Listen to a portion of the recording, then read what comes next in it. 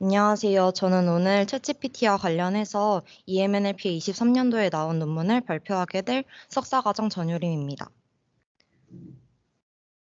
제가 오늘 중점적으로 다룰 논문은 챗GPT와 관련된 논문으로서 챗GPT가 NLP 문제를 해결하는 데 있어서 일반적인 해결책이 될 수 있을지에 대해서 다룬 논문이고, 오늘 발표 일자를 기준으로 302회 정도 인용되었습니다.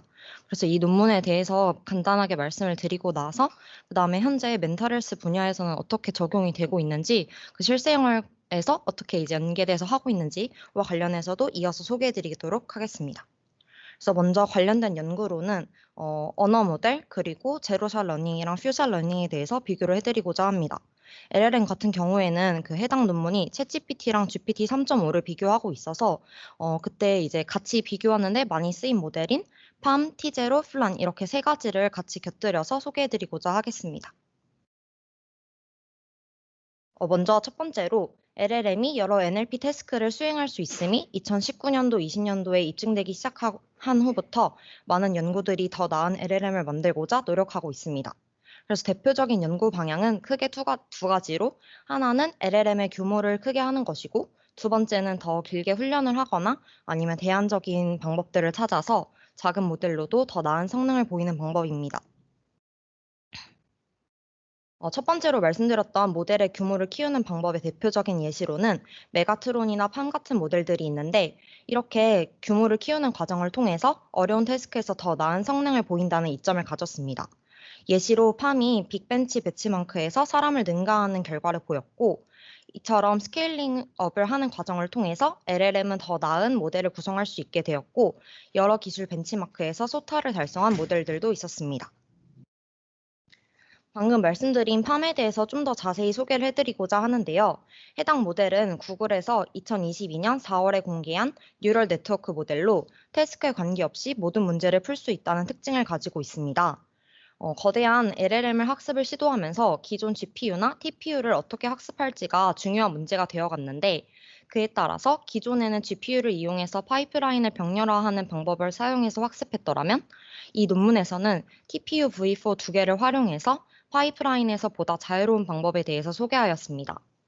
그래서 그래서 여기서 NPU랑 TPU의 개념을 이해하셔야지 TPU도 아실 수 있을 것 같아서 같이 준비를 해왔는데, NPU는 Neural Processing Unit의 약자로 GPU에서 신경망에서 처리해야 하는 곱셈 연산을 나누어서 시키는 불편함과 자원의 낭비를 줄이는 뉴럴 네트워크 프로세싱에 특화된 칩셋입니다. 그리고 TPU는 구글에서 제작한 NPU의 이름입니다. 그래서 팜은 단일 모델을 효과적으로 학습하도록 하는 패스웨이라는 머신러닝 시스템을 활용해서 5,400억 개의 파라미터를 효율적으로 학습하고, 이제 고밀도 디코더만을 활용한 트랜스포머 모델이라고 합니다. 그래서 언어를 이해하거나 생성하거나 아니면 추론하는 그런 태스크에서 특히 우수한 성능을 보였다고 합니다. 팜과 관련해서 더 자세한 그것을 공부하고 싶으시다면 위에 있는 그 페이퍼 리뷰 영상을 참고하시면서 논문을 보시면 많은 도움이 되실 것 같습니다. 그리고 아까 말씀드린 LLM과 관련된 연구 방법 중에 두 번째는 이제 더 작은 모델로 나은 성능을 보이는 방법이었는데, 그 방법들 중 하나는 슈퍼비전이나 휴먼 피드백으로 LLM을 훈련하는 것이었습니다.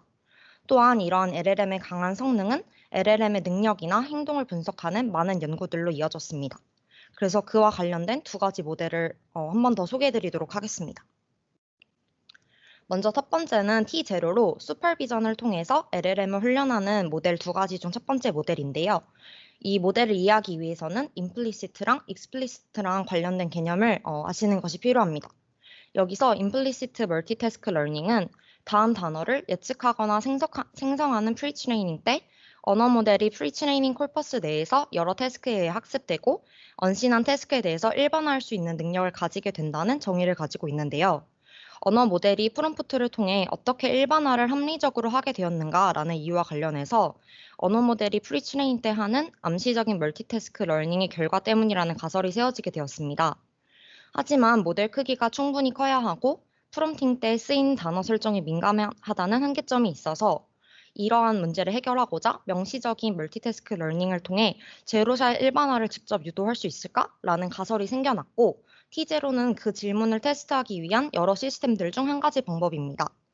그래서 T0는 보이지 않는 태스크에 대해서 제로사 능력을 일반화하기 위한 모델로서 자연어 태스크를 사람이 읽을 수 있는 프롬프트 형식으로 쉽게 매핑할 수 있는 시스템으로서 작동하는 과정은 여러 태스크에 의해서 학습이 되면 보이지 않는 태스크에 대해서 NLI를 제로샷으로 수행하게 됩니다. 그래서 입출력이 모두 텍스트 투 텍스트라는 구조를 가지고 있습니다. 그래서 이 논문도 마찬가지로 더 자세하게 공부를 하고 싶으시다면 이 논문과 그 유튜브 영상을 참고해서 공부하시면 도움이 될 것 같습니다. 그리고 마지막으로 소개해드릴 모델은 플란인데요. 얘는 LLM의 제로샷 세팅의 성능을 높이기 위해서 NLP 태스크를 지시문의 형태로 변환해서 파인 튜닝을 진행하는 방법론이 제안된 논문입니다. 좌측의 예시를 보시면 영어를 독일어로 번역하는 태스크인데 기존의 파인 튜닝 방법은 인풋 시퀀스를 입력하고 아웃풋을 얻는 구조였더라면 인스트럭션으로 변환한 아래의 예시의 경우 당신의 이름은 무엇인가요? 라는 그 문장 앞뒤로 독일어로 번역하라 라는 지시어가 추가된 것을 확인하실 수 있습니다. 그래서 논문에서는 이 방식으로 변환된 60개 이상의 NLP 데이터를 이용해서 1370억 개의 파라미터를 가진 람다 PT 모델의 파인 튜닝을 진행한 플란을 제안하였고, 플란이 그래서 기존 방법들과 다르다는 것을 보여주는 피규어가 우측에 있는 피규어 2인데요. 먼저 A에서 보시면 버트랑 T5 같은 모델들은 태스크에 대해서 인풋 아웃풋 데이터를 그대로 이용해서 파인 튜닝을 진행하고 태스크를 수행을 하고 GPT-3 같은 경우에는 인컨테스트 러닝을 통해서 태스크를 수행한다면 플란 같은 경우에는 A랑 B를 두 개 다 섞었다고 볼 수도 있는데 프리트레인된 LM에 파인 튜닝을 진행하되 이때 프롬프트 형식인 인스트럭션으로 변환하고 이를 이용해서 파인 튜닝을 한다는 차별점을 가지고 있습니다. 그래서 이제 논문에서 많이 다루게 될 챗GPT랑 GPT 3.5에 대해서 말씀을 드리려고 합니다. 이전 랩 세미나에서 많이 다뤄주신 것 같아서 최대한 간단하게 말씀드리도록 하겠습니다. 여기에 있는 그 그림 속에 있는 모델들은 다 GPT-3 모델 시리즈로 서로 포함 관계이고 이제 베이스나 인베딩, 인스트럭트, 코드 이런 식으로 상황이나 목적에 따라서 파인 튜닝이 된 모델들인데요. 그래서 논문에서 다룬 GPT 3.5 같은 경우에는 인스트럭트 GPT로 22년도 1월에 공개가 되었는데 추가 기능이 확장되어서 오늘날 GPT 3.5라고 불리게 되었고 챗GPT 같은 경우에는 이제 다들 아시다시피 챗봇에 특화된 모델입니다. 그래서 인스트럭트 GPT의 작동 과정에 대해서 요약해서 말씀을 드리면 지시문에 따라서 결과를 완성하는 초기 모델을 완성한 후 사람이 피드백을 수용하는 보상 모델을 확보하여 초기 모델이 사람이 더 선호하는 결과를 추론하도록 광학습을 진행하는 구조입니다. 그래서 세 가지 과정으로 돼 있는데 하나씩 말씀을 드리면 첫 번째로 지도학습 과정에서 프롬프트 샘플에 대해서 라벨러가 답변을 생성하고 이를 GPT-3의 파인 튜닝에 활용을 하게 되고 그 다음에 두 번째 단계에서 프롬프트 샘플에 대한 모델의 여러 가지 답변에 대해 라벨러가 순위를 매기게 되면 해당 결과를 통해 보상 모델을 학습시킵니다. 그러고 나서 마지막 단계에서 새로운 프롬프트에 대해서 강화학습 모델인 BPO가 답변을 생성하고 보상 모델이 답변에 대해서 보상값을 산출하면 이를 강화학습 모델에 업데이트해서 활용하게 됩니다. 이런 과정이 반복되면서 이제 GPT가 작동을 하게 됩니다. 챗GPT는 GPT 3.5랑 거의 유사하게 작동을 하는데 오픈AI가 이 GPT 3.5를 개발한 이후에 인종차별이나 혐오와 관련된 민감한 문제에 답변하지 않도록 가이드라인을 장치를 더해서 발표한 모델입니다. 그래서 챗GPT는 안전하게 사용을 하기 위해서 자체적인 필터링 기능을 통해 텍스트에서 민감한 내용을 감지하고 필터링하는 기술을 가지고 있습니다. 그래서 주요한 필터링 대상은 선정적이거나 욕이거나 아니면 법에 위반하는 내용들이라고 합니다. 이제 LLM에 대한 그 릴워를 마무리하고 제로샷이랑 퓨샷에 대해서 소개를 해드리고자 합니다. 먼저 제로샷 러닝이랑 퓨샷 러닝은 아래 그림을 보시면 한눈에 비교를 하실 수 있는데 제로샷 러닝 같은 것은 예시 없이 문제를 설명하고 답을 구하도록 지시를 하는 것이고 퓨샷 러닝은 모델을 특정 태스크에 특화시키는 대신 예시를 제공해서 모델을 훈련하는 방법입니다. 그래서 제로샷 러닝 같은 경우는 라벨링된 훈련된 예제 없이 이제 보이지 않는 태스크를 해결하고자 하였는데 이때 이게 모델에게 훈련 데이터의 양에 의존하기 때문에 모델에게 이게 어려움으로 남아서 이를 해결하기 위해서 크게 두 가지 방법의 연구가 진행되고 있다고 합니다. 첫 번째는 모델에 기반한 방법으로 보이지 않는 샘플들에 대해서 어떻게 바로 모델을 학습시킬지를 연구하는 것이고 두 번째는 인스턴스에 기반한 방법들로서 모델 학습을 향상하고자 언씬한 태스크에 대해서 라벨링된 인스턴스를 얻는 방법입니다. 그래서 이런 식으로 연구들이 진행이 되고 있습니다. 두 번째로 퓨사 러닝 같은 경우는 COT라는 체인 오브 토트 프롬팅이 가장 유명하고 그런 유명한 방법인데, 이는 한 개의 답을 단계별로 나누어서 예시를 제공하는 것입니다. 그래서 매뉴얼 데몬스트레이션 여부에 따라서 현재 크게 두 가지 방법으로 나누어지는데, 첫 번째로 매뉴얼 COT는 COT 리즈닝을 매뉴얼리하게 고안된 데몬스트레이션으로 수행하는 방법입니다. 그래서 아래 예시가 세 가지가 나와 있는데, 구체적으로 첫 번째로는 리스트 머스트 프롬팅이라는 방법을 통해서 복잡한 문제를 하위 문제로 분해하고 하위 문제를 순차적으로 해결하는 방법이 있었고, 또 다른 예시로는 멀티플 리즈닝 패스라는 것으로 샘플링하기 위해서 자기 일관성을 도입한 후 다수결 투표를 실행해서 최종 답변을 결정하는 연구도 있었고, 또한 더 다양한 답변을 얻기 위해서 인풋 스페이스에 랜덤리스를 적용하는 방법들도 있었습니다. 두 번째 방법인 제로샷 COT는 셀프 제너레이트의 효율성을 입증하는 연구들이 주로 있었는데요. 셀프 제너레이티드 레셔널스를 이용해서 LLM이 적절한 제로샷 러너임을 증명한 연구도 있었고, 최근에는 오토 COT가 제시되면서 테스트 퀘스천에서 자동으로 레셔널스를 생성하는 것도 가능해졌습니다. 그래서 COT와 관련된 최근 연구로는 대다수의 연구들이 어떻게 매뉴얼 COT를 향상시킬 수 있을까에 대해서 초점을 두고 있고, 더 나아가서 다국어 시나리오나 소규모 언어 모델에서 COT 채택의 타당성과 관련된 연구를 진행하고 있기도 합니다. 그래서 이제 관련된 연구에 대한 내용을 마치고 본격적으로 EMNLP에 나온 챗GPT와 관련된 논문을 말씀드리고자 합니다. 먼저 인트로덕션인데요. LLM이 NLP 태스크를 제로샷으로 많이 해결을 하고 있고, 이때 다운스트림 태스크에서 주어진 훈련 데이터에 의존하기보다는 적절한 프롬프팅에 의존을 하고 있습니다. 그래서 지시문에 기반해서 새로운 태스크를 수행하는 능력이 이제 제너럴 AI에서 중요한 단계로 현재 보여지고 있습니다.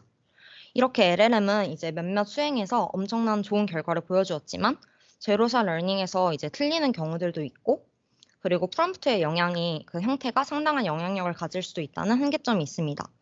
예를 들어서 22년도 뉴립스에 나온 논문에서는 리즈닝 태스크에서 Let's think step by step 이라는 이 문장을 하나 넣어주었더니 엄청난 성능 향상을 보였기 때문에, 이런 한계점들은 현대 LLM이 진정한 일반적인 그 언어 시스템의 그 목적이라고 보기는 어렵다는 것을 입증할 수 있습니다.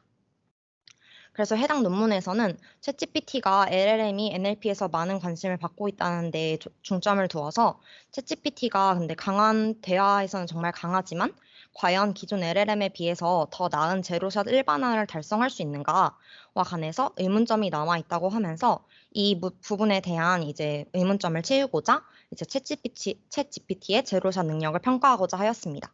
그래서 최종적으로 7가지 태스크에서 20가지의 데이터로 평가를 하였고, 7가지 태스크에 대한 결과는 이따 뒤에서 말씀을 드릴 건데, 리즈닝이나 NLI, 퀘스천 앤서링과 같은 태스크들입니다. 그래서 주요하게 리서치 퀘스천으로 두었던 것은 챗GPT가 과연 범용적인 NLP의 해결책이 될 수 있는지, 그리고 챗GPT는 어떤 유형을 잘 수행하는지이었고, 두 번째는 챗GPT가 만약에 어떤 특정 작업에서 성능이 안 좋았다면 그 이유는 무엇인지에 대해서 알아보는 것이었습니다. 그래서 이에 대해서 알아보고자 챗GPT랑 GPT 3.5를 중점적으로 실험을 했고, 그리고 제가 아까 말씀드렸던 플란 같은 모델들을 활용해서 실험을 진행하였습니다. 그래서 이제 방법론입니다. 방법론은 되게 다들 아시는 것처럼 엄청 간단한데요. 태스크 인스트럭션인 P, 그다음에 텍스트 프로블럼인 X가 인풋으로 같이 합해서 주어지게 되면 모델 F가 타겟에 해당하는 Y를 생성하게 되는 구조입니다.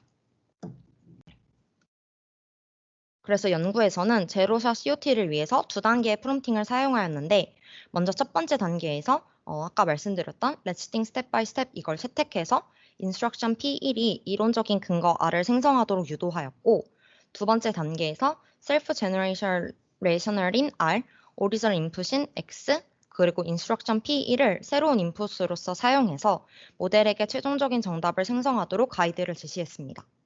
여기서 새로운 인스트럭션인 P2 같은 경우에는 therefore among A, through E 이런 식으로 해서 정답을 추출하는 데 있어서 이제 촉발하는 그 문장의 역할을 한다고 합니다.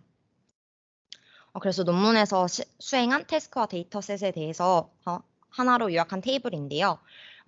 파란색 박스에 네모 쳐놓은 것처럼 리즈닝 태스크에서 크게 네 가지 카테고리로 나누어졌고, 그 다음에 나머지 6가지 태스크에 대해서 진행하였습니다. 그래서 지금부터 그 태스크에 대한 결과에 대해서 하나씩 설명을 해드리고자 합니다. 그래서 7가지이고, 그리고 1번, 2번이 리즈닝이고, 이제 나머지가 각각 해서 최종적으로 7가지입니다. 먼저 첫 번째로 산술기하에서는 챗GPT가 GPT 3.5보다 더 좋은 성능을 보였는데, 논문에서는 이에 대해서 8 lost 8 lives가 30 more lives 이런 식으로 이렇게 어떤 삶에 대한 그런 어휘를 해석을 잘해가지고 산술기하 태스크에서 GPT 3.5보다 더 잘했다라고 이제 해석을 하였고요. 그 다음으로 두 번째 태스크에서는 이제 COT를 사용하는 것이 커먼센스 태스크에서 항상 좋은 결과를 주는 것이 아니다라는 결과를 내렸는데, 이게 선행 연구에서도 나왔던 결과인데, COT를 하는 것이 합리적인 이제 결과를 만들기도 하지만 이제 이 커먼센스 태스크와 같은 최종적인 예측에서는 적합하지 않다고 합니다. 그래서 오히려 커먼센스에서는 COT를 계속하기보다는 모델 크기를 키우거나 아니면 여러 번 예측해서 다수결 투표를 하는 것이 해결책이 될 수 있다고 합니다. 그래서 산술기하 결과와 달리 챗GPT가 GPT 3.5보다 거의 대다수의 경우에서 성능이 안 좋았고, 이를 통해서 GPT 3.5의 능력을 확인할 수 있었습니다. 세 번째 태스크로 NLI에서는 챗GPT가 더 유능했는데, 이는 문장 관계를 추론하는 챗GPT의 우수한 제로샷 기능을 확인할 수 있습니다. 그래서 논문에서는 왜 챗GPT가 이제 훨씬 더 큰 차이로 좋은 결과를 알아냈는지 확인하기 위해서 테이블 5에서처럼 클래스별로 정확도를 비교하였는데, 보시면 인테일먼트랑 낫 인테일먼트일 때 차이가 꽤 큽니다. 그래서 챗GPT가 인테일먼트일 때 더 유능한데, 여기서 이제 인테일먼트가 그 NLI에서 문장 간의 논리적인 관계를 뜻해서 그 예시에 있는 것처럼 이렇게 고양이가 나무에 올라갑니다. 동물이 나무에 올라갑니다. 이런 식으로 논리적인 관계에 있을 때인 거기 때문에 챗GPT가 이제 모델을 훈련할 때 이제 강화학습에 기반해서 그 사람의 그 피드백에 더 선호할 수 있는 사실적인 입력 부분들을 더 잘하기 때문에 이러한 결과가 나왔다라고 해석을 하였습니다. 그 다음으로 퀘스천 앤서링과 관련해서도 챗GPT가 더 잘했는데, 이 또한 어려운 수반 과정과 유사한 추론이 필요하다는 선행 연구와 연관지어서, 그리고 아까 말씀드렸던 세 번째 태스크였던 NLI 태스크와도 연관지어서 생각할 수 있습니다. 챗 GPT한테 지시문에서 yes나 no 이렇게 둘 중 하나로만 대답을 하라고 했는데, 이유를 얘기하면서 it is unclear 하면서 이렇게 막 부연 설명을 해가지고 챗 GPT가 판보다는 성능이 더 낮았다고 해석을 하고 있습니다. 또한 테이블 7에서도 이제 앞서 말씀드렸던 NLI 태스크랑 유사하게 챗 GPT가 yes일 때, 즉 사실적 입력을 할 때 더 잘한다는 것을 확인하실 수 있습니다. 다섯 번째로 다이얼로그 태스크인데요. 챗GPT가 원래 다이얼로그에 이제 능한 모델이니까 예상할 수 있는 결과였고, 피규어 5가 이 아래에 있는 그림인데, 그 챗GPT는 답변을 잘 하는 것을 확인하실 수 있습니다. 그래서 GPT가 문맥에서 효율적인 답변을 주는 것이 가능하다. 그래서 우수한 추론 기능을 가지고 있다라고 해석할 수 있습니다. 그리고 여섯 번째는 요약인데요. 요약과 관련해서는 텍스트 요약 모델을 성능평가 지표 모델인 방법인 로찌를 활용을 하였고, 이 로찌 같은 경우는 모델이 생성한 요약본을 사람이 미리 만들어 놓은 참조본과 대조해서 성능 점수를 계산하는 방식입니다. 그래서 결과를 보았더니 GPT 3.5가 더 유능했는데, 이에 대해서 논문에서는 챗 GPT의 그 최종적인 길이를 아웃풋 랭스를 통제하지 않아서라고 생각했습니다. 그래서 챗GPT가 좀 말을 길게 하다 보니까 낮은 점수를 받았다고 생각했고, 그래서 이 가설이 맞는지 확인을 하고자 25개의 단어로 요약해라 라는 그 명령어를 주면서 통제된 실험에서 수행을 했습니다. 그랬더니 챗 GPT가 원래 36.6이었는데 답변의 단어 수가 22.8로 줄어드는 그 효과는 있었지만, 오히려 성능평가 지표인 로찌에서의 평균 점수가 31.0에서 30.6으로 더 떨어졌기 때문에 제로샷 인스트럭션을 통해서 이 요약의 결과를 이제 임의로 통제하는 것이 챗 GPT의 요약 능력에 해를 끼칠 수 있다고 본 연구에서 결과를 내렸습니다. 그래서 그 피규어 6 같은 경우는 챗 GPT가 이제 GPT 3.5보다 긴 결과를 생성한 경우이고, 이렇게 좀 결과에서 불필요한 정보가 있다는 것을 확인할 수 있습니다. 그 다음으로 네임 엔티티 레코그니션 같은 경우는 GPT랑 GPT들이 모두 다 그렇게 만족스러운 결과가 나오진 않았는데, 이는 현대 LLM이 시퀀스 태깅과 같은 특정 작업을 해결하는 데 어려움이 있음을 암시한다고 합니다. 그리고 특히 MISC 클래스를 생성을 잘 못했는데, 이게 기타 엔티티를 뜻하는 클래스인데요. 그래서 이거에 대해서 논문에서 더 자세히 보았더니 그 피규어 7이 그 실패한 사례인데, 여기서 American Football Conference라는 그 조직에 대해서 말을 하고 인풋으로 주었는데, 이게 실제 조직인데도 불구하고 그라운드 트루스로 어노테이션이 잘 안 되어서 이걸 아예 인식을 못해서 잘 결과가 안 나왔다라고 하고, 그래서 어노테이션이 잘 되어야져야 한다. 그리고 이제 데이터셋에서 LLM이랑 그라운드 트루스 어노테이션의 차이 때문에 성능에서 많은 차이가 나타날 수 있다라고 합니다. 이제 센티먼트 아날리시스 관련된 부분인데요. 챗 GPT가 더 유능했고, 이에 대해서 알아보고자 클래스별로 정확도를 계산을 하였더니, 이제 부정적인 쪽에서 챗 GPT가 성능이 더 좋았는데, 해당 차이점은 챗 GPT와 GPT 3.5의 훈련 데이터가 달라서 발생했다고 판단합니다. 그래서 태스크 인스트럭션에서 정답을 포지티브 아니면 네거티브 둘 중 하나로 줘야 한다고 이제 명령을 내렸는데, GPT가 뉴트럴이나 믹스드 같이 이제 명령에서 주지 않았던 답변을 주어가지고 플란 성능이 더 좋게 나왔다라고 해석을 하고 있습니다. 그래서 여기까지가 그 8가지 실험에 대한 결과를 쭉 말씀드린 결과 부분이었고요. 이 테이블 11 같은 경우에는 모든 결과를 요약한 표입니다.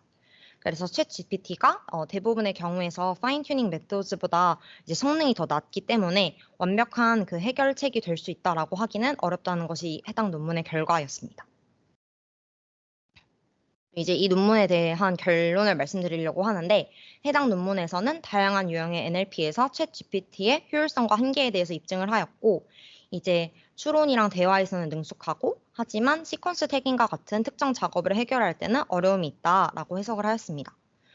그리고 이 논문에서 가졌던 한계점은 이제 비용적인 문제 때문에 더 많은 데이터랑 더 많은 작업이 제한되었다는 것이었고, 그리고 이용 가능하지 않았던 모델들을 쓰기도 하였고, 공개적으로 가능하지 않았던 모델들, 그리고 이제 프롬프트를 사실 더 하면 성능이 바뀔 수 있는데 그 가능성이 이제 열려 있다는 것이 논문의 한계점이라고 합니다. 마지막으로 챗 GPT의 상황 내 학습 기능이 다양한 작업 전반에 걸친 제로샷 학습 능력과 어떻게 비교되는지에 대해서 여전히 불분명하다는 한계점이 남아 있다고 합니다. 그래서 여기까지가 논문에 대한 설명이었고요. 이제 그 다음부터는 이제 제가 멘탈 헬스 연구조를 하고 있다 보니까 그와 관련해서 챗 GPT와 관련된 LLM 논문들이 어떻게 나오고 있는지 좀 확인해보고 싶어서 논문을 읽었는데, 논문의 맥락이 좀 다소 비슷한 것 같아서 이 논문에 대해서도 좀 간단하게 말씀을 드리고 싶어서 오늘 발표를 준비해왔습니다. 그래서 여기에 대해서 말씀드리고 발표 마무리하도록 하겠습니다. 이 논문의 인트로덕션부터 먼저 말씀드리면, LLM이 등장하고 있고 이제 GPT가 막 등장하면서 이제 멘탈 헬스 연구에서도 이제 많이 사용이 되고 있는데, LLM을 사용하려는 노력들이 생겨나고 있는데, 멘탈 헬스 같은 경우에는 이제 특히 그 안전에 이제 주의해서 해야 하는 태스크이다 보니까 예측을 할 때 이제 뭔가 그 더 조심스럽게 이제 이밸류에이션을 해야 되는데, 이런 부분을 현재 반영하지 않고 LLM을 쓸 때 바이너리로 하는 경우들이 많고, 또한 간단한 프롬프트를 사용을 해서 예측을 하고 있기 때문에 중요한 정보를 무시하게 된다는 한계점이 있었다고 합니다. 그래서 이 논문에서는 다음 3가지의 질문에 초점을 두어서 이제 LLM이 어떻게 쓰이고 있는지를 알아보고자 하였고, 첫 번째로 LLM이 제로샷 효샷 설정을 통해서 일반 멘탈 헬스 분석이나 감정 추론에서 얼마나 잘 수행을 하는지, 두 번째는 다양한 프롬프팅 전략이랑 이모셔널 큐가 챗 GPT의 멘탈 헬스 분석 능력에 어떤 영향을 미치는지, 마지막으로 세 번째는 이제 멘탈 헬스에 대한 설명을 얼마나 잘 생성할 수 있는지였습니다. 그래서 5개의 작업이랑 11개의 데이터를 사용해서 하였고, 이제 메소드는 앞서 말씀드렸던 방법이랑 비슷합니다. 그래서 사용한 LLM은 람다랑 그리고 GPT였습니다. 그래서 크게 3가지 방식의 프롬프팅을 사용하였는데, 먼저 첫 번째로 이모션 같은 경우에는 언슈퍼바이즈한 방법으로서 이모션과 관련된 증거들을 찾아서 스텝 바이 스텝 익스플레이네이션으로 생성하도록 유도하는 방식입니다. 그래서 좌측에 그 그림을 보시면 여기서 빨간색 글자로 이제 이모션을 고려하라라는 이런 문장들이 들어가 있고, 마지막에 초록색 부분에서 이제 너의 이유에 대해서 순서대로 설명하라, 이런 식으로 이제 프롬프팅이 주어지는 과정이고요. 두 번째로 센티먼트랑 이모션과 관련된 렉시콘 같은 경우에는 각 포스트에 대해서 이제 이런 점수들을 계산하고 점수를 라벨로 변환해서 프롬프터에 추가하는 구조입니다. 마지막으로 퓨샷 같은 경우에는 심리학에 전공하는 박사과정들이 쓴 몇 가지 예시를 넣었다고 합니다. 그래서 우측의 그림을 보시면 이해하실 수 있을 것 같습니다. 그리고 태스크 같은 경우에는 크게 세 가지의 태스크로 나누어서 실행을 했는데, 첫 번째로, 이제 멘탈 헬스와 관련해서 이게 이 질병이 있는지 없는지 yes, no로 대답하는 그게 있었고, 그리고 두 번째로는 멀티 클래스라고 해서 여러 가지의 멘탈 헬스 컨디션이 있을 때 어떤 건지 하나를 맞추는 게 있었고, 마지막으로는 이제 여러 가지 이유들을 주고 이제 어떠한 원인을 찾아라 약간 이런 태스크가 있었습니다.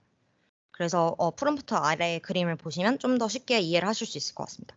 그래서 이렇게 yes나 no로만 리턴하라고 주는 식으로 프롬프터를 구성했다고 합니다. 이밸류에이션이 이제 조금 이제 휴먼 이밸류에이션이 추가됐던 부분이 있었는데요. GPT랑 챗 GPT가 생성한 결과를 이제 심리학을 전공하는 박사과정 분들이 보면서 네 가지 기준에 맞춰서 0부터 3점까지 점수를 매겼고, 이거에 대해서 이제 163개의 데이터로 진행을 하였고, 키 어스펙스라는 그 네 가지 기준을 두어서 그 게시물에 대해서 점수를 매겼습니다.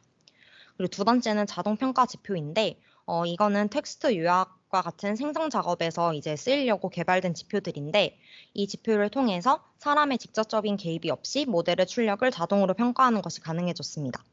그래서 논문에서는 생성 분야에서 주로 평가 지표로 쓰이는 블루 로치 외에도 버트 기반의 점수까지 함께 이제 도입을 해서 평가를 하였고, 결론적으로 사람이 어노테이션한 163개의 데이터랑 자동 평가 지표를 결합해서 이제 챗 GPT가 언어 모델의 그 멘탈 헬스 분석에서 어떻게 되는지 종합적으로 평가하였습니다.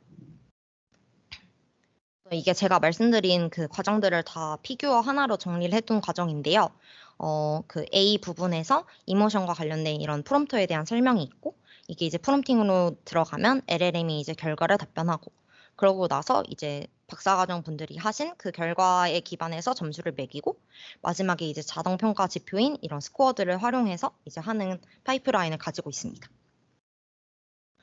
결과를 말씀드리기 전에 그 에러 아널리시스와 관련해서 좀 흥미로운 부분이 있었어서 이 부분을 말씀드리려고 하는데, 이게 그 이렇게 빨간색 글씨로 표시된 adjective of degree 여기 단어를 any, some, very severe 이렇게 세 가지로 바꾸었더니 성능이 많이 바뀌었다라는 것을 담고 있는 부분입니다. 그래서 이렇게 이 현상에 대해서 논문에 대해서는 이제 멘탈 헬스가 약간 주관적인 부분이 개입이 될 수 있다 보니까 생긴 자연스러운 현상인 것 같다라고 얘기를 했고, 논문에서 이 부분에 대한 이제 그 부분을 완화하고자 퓨사 프롬프팅에서의 효과를 보았는데, 보시면 그 베리언스 부분을 보시면 제로샷 프롬프트는 10.6, 17.62 막 이런 식인데 퓨샷에서는 1.34, 7.21로 훨씬 격차가 작은 것을 보실 수 있습니다. 그래서 전문가가 쓴 예시들이 이제 챗 GPT의 예측에 안정화를 주었고, 그래서 이렇게 전문가의 예시가 멘탈 헬스 같은 분야에서는 특히 정확한 레퍼런스가 되고 정확한 예측으로 이어진다라는 것을 시사한다고 합니다. 그래서 이제 이게 이 논문에서 다룬 그 최종적인 그 모든 결과를 다루고 있는 표이고요. 그래서 이렇게 그 소셜 미디어에서 쓰이는 그 디레딧이나 이런 거를 활용해서 했고, 그래서 5가지 데이터에 대해서 한 결과입니다. 그래서 결론적으로 챗 GPT가 다른 LLM보다 대체적으로 더 잘했고, 특히 이모션과 관련된 그 프롬프팅을 썼을 때 마지막 줄에서 가장 우수한 성능을 보였고, 그다음에 이때 그 퓨사도 했을 때 사실 더 성능이 올라간다는 것을 통해서 아까 말씀드린 것처럼 전문가들의 이런 예시가 많은 도움이 된다라는 것을 확인할 수 있습니다. 그리고 두 번째로 휴먼 이밸루에이션과 관련해서 표가 있었는데요. 여기서 보시면 챗 GPT와 관련해서 true랑 false가 있는데, 이게 어떤 거를 의미하는 건지 말씀을 드리고자 하면, LLM에서 그 생성된 결과물에서 아까 말씀드렸던 것처럼 네 가지 어스펙트에 대해서 이제 그 박사과정 그 분들께서 0점부터 3점까지 이제 점수를 매겼는데, 이 논문에서는 이제 그 비교를 하기 위해서 그 true가 이제 그 모든 사람들이 정답을 다 맞춘 거고, 그 다음에 false는 이제 그게 아닌 거여가지고, 이렇게 true에 대해서 이제 121개의 게시물을 평가하였고, 이제 오류 분석이나 이제 자동 평가 지표가 얼마나 잘 됐는지 확인을 하기 위해서 42개에 대해서도 이렇게 표를 나누어서 구성을 했다고 합니다. 그리고 오토매틱 이밸류에이션 같은 경우에는 아까 말씀드린 것처럼 생성 지표에서 일반적으로 쓰이는 블루나 로지 같은 것을 활용했고 그 외에도 버트 기반의 이런 기법들을 활용해서 이제 성능 리포트하였습니다. 그래서 이제 긴 발표를 거의 마무리하려고 하는데 이 논문에 대해서 요약을 하도록 하겠습니다. 결론적으로 이 논문에서는 이제 제로샷이랑 퓨샷 같은 것을 활용해서 멘탈헬스 분석에서 이제 어떻게 영향을 끼치는지 그리고 이모션 프롬프트를 사용했을 때 어떻게 되는지 이런 걸 확인하고자 LLM에 대한 연구를 진행하였고 그 LLM에서 생성된 설명을 사람도 평가하기 위해서 어노테이션도 하고 이에 대해서 좀 더 구체적으로 이제 정확한 결과를 제공하기 위해서 자동 평가 측정 항목도 이제 도입을 해서 결과를 확인하였습니다. 그래서 결론적으로 실험을 통해서 LLM 같은 경우에는 정신건강 분석이 아직 좀 어렵다고 이제 논문에서 해석을 하였고, 그래서 프롬프트 엔지니어링을 통해서 이제 감정 정보를 더 잘 활용한다면 LLM을 더 잘 발휘할 수 있을 것이다 라고 논문은 결론을 내렸습니다. 이제 마지막인데요. 저는 그래서 오늘 제로샷이랑 퓨샷과 관련된 프롬프팅과 관련해서 LLM에 대해서 소개를 해드렸고, 그래서 챗 GPT가 이제 일반적인 NLP 분야에서 해결책이 될 수 있을까와 관련해서 EMNLP에 나온 논문에 대해서 말씀을 드렸습니다. 그리고 이제 도메인 분야와 관련해서 멘탈헬스와 관련된 부분에서 말씀을 드렸고, 아래에 있는 링크 같은 경우에는 그 첫 번째 논문에서 되게 많은 모델들을 다루었는데 제가 다 소개를 해드릴 수가 없어서 그 관련된 그 공식 홈페이지 링크를 찾아두었습니다. 그래서 찾아보시면 도움이 많이 될 것 같습니다. 네. 이상으로 발표를 마치겠습니다. 감사합니다.